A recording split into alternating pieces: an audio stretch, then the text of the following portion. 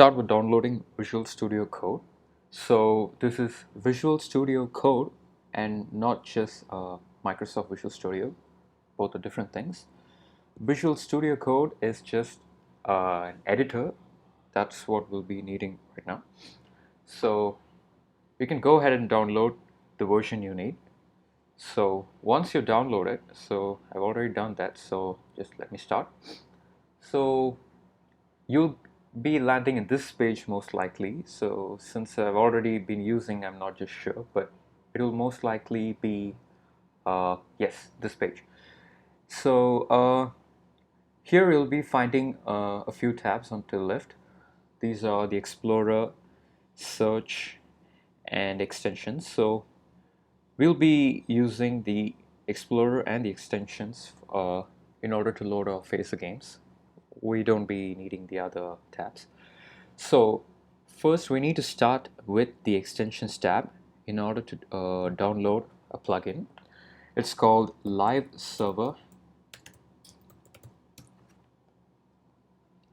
So I've already downloaded this, so all we need to do is click on install here and it will do the rest of the work for you. So once that is done, you can head to the Explorer and you'll be required to add the folder where you're having your Phaser game locally in your computer. So you can do it from here. You can also do it from file, add folder to workspace. That will also work. So yes, so let me add the folder. So in this case, I want to open the Doodle Jump game, which I have on my computer. So let me go ahead and add it. So yes, once I have that, make sure that we have the index.html file.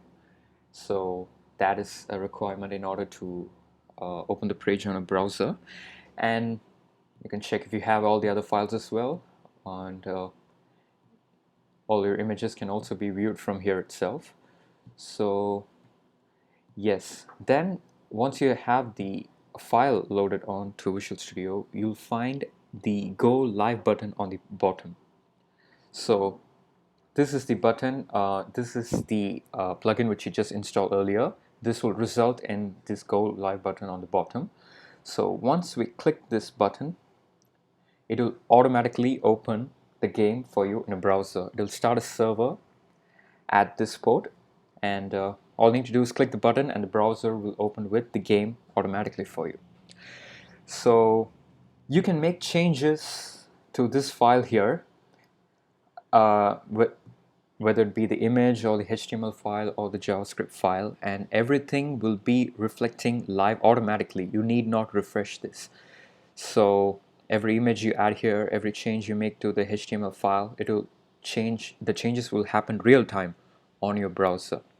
So it's important that the changes you make here are saved. So you make sure that this autosave option is ticked. Otherwise, you need to click on save every time you make a change. That would be cumbersome. So just make sure that you have autosave here, and the rest will be taken care by the Visual Studio Editor.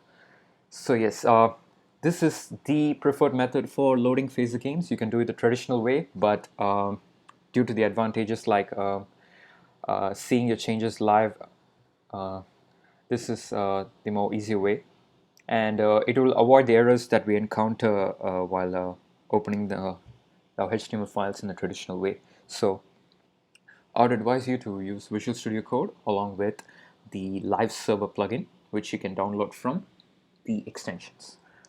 Okay,